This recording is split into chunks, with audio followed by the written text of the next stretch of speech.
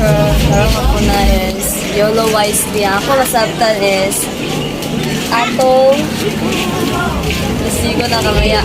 Atong na kamaya sa Ginoo na nasa tuwa or part sa tuwa simbahan. Ang among lecture kay ancestor. So ang ako na tunaan kay atong tumanon ang mga saad diha sa Ginoo. Salamat. Ang ako na kasatan sa lecture nga SOS is naiupat ka di. Ang isa ka di is divines o kadua distress, ang ikatulo dysfunction, ikaw-upat danger. Ang ako din na sometimes divine is bad.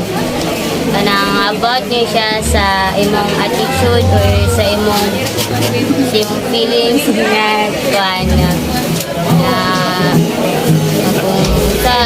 kung sa kakuan imong attitude maupod ang kanila kuan stress. Sa ako ay ang kadua is stress is about ang distress kay is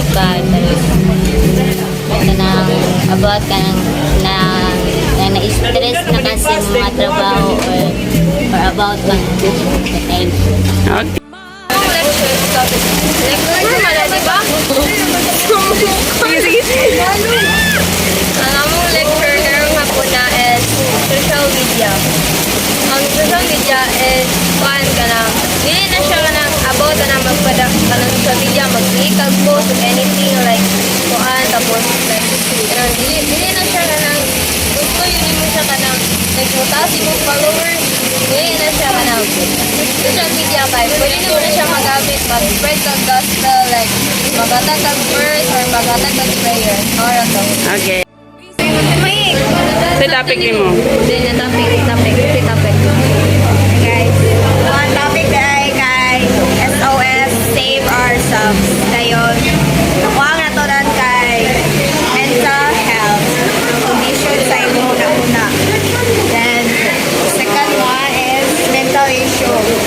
Kanang nakaka-issue sa imo na una, like kanang dili ra ka ma-depress. Then, the last is mental